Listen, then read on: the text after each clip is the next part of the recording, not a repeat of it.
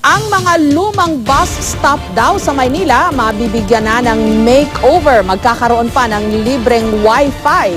Ang problema, baka maging tambayan daw ito, hindi lang ng mga teki, kundi pati na rin ng mga snatcher. Live mula sa Maynila, si Bam Alegre, may paandar. Bam!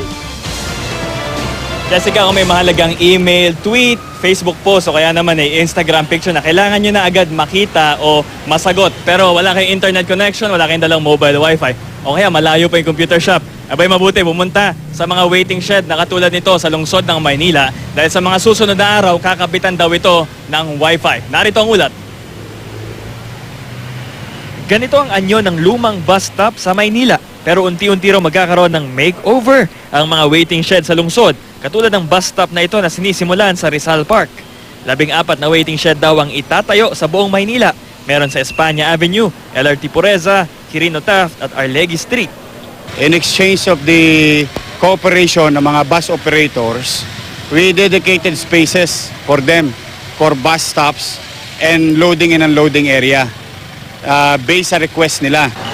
At para mas marami raw pasahero ang maakit na sumakay sa mga bus stop na ito, kakabitan daw ito ng Wi-Fi. Ganda kasi sa mga natambay dito. Siguro, maganda siguro kasi lahat ng makaka-avail ng nila, signal. Pero may pangamba ang ilan sa bagong mga waiting shed na ito.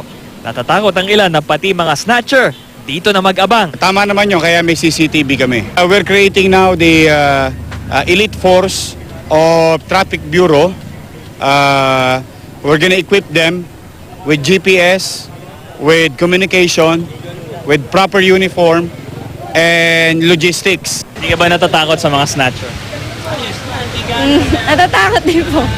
Natatakot po. Pero dapat po may mga police. Maraming problema dito yung biyahe namin Mas stranded po yung mga tao, lalo na po ganito umuulan, mahirap po makasakay. Pero oras na operational na ang mga Wi-Fi waiting shed. Magiging practical kaya ito? Tatingin mo ba gaano katagal ka pwede mag-stay dyan para mag-Wi-Fi? Don't know, 2 minutes, 3 minutes, habang nag-aantay lang ng bus. Gaano kaya kabilis signal niya? Mahina po yun. Kasi po may limit yung may capacity. Siyempre, habang silang nagtatambay dyan, maiinip sila, mapapadaan ako, makikita nila yung paninda ko, makakit silang bumili sa akin. Sa tingin nyo ba, pag lahat ng pasahero sa waiting sheds naghihintay, mag-i-improve ba ang daloy ng traffic? Hindi din po. Bakit po ma'am? Bakit? Hindi, kasi kung sa isang waiting shed lang tayo, magsisiksikan din, wala din mangyayari. Jessica, sisipatin natin itong bagong waiting shed, no?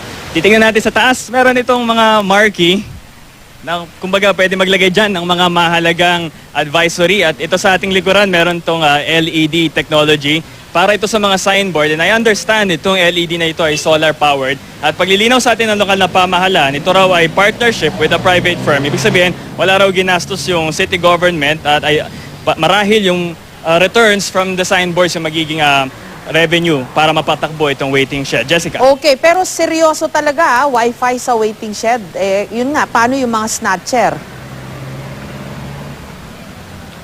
Wi-Fi daw, tapos with CCTV pa, Jessica. Oh. At ang kanilang goal ay para daw ma-convince yung mga tao na dito sumakay ng bus at hindi raw kung saan-saan. Ngayon, yung sa problema raw ng seguridad, police visibility rin daw talaga yung kanilang one of their solutions para rito. Pero hindi natin matatanggal yung posibilidad na matakot kasi nga kumbaga parang hindi mamimingwit na lang yung mga snatchers na mag-aabang-abang na lang rito. Pero with more vigilance daw sa ating mga pulis, hopefully matakot silang gumawa ng masama sa mga waiting shed na ito. Okay, maraming salamat sa iyo, Bam Alegre, at sa iyong paandar.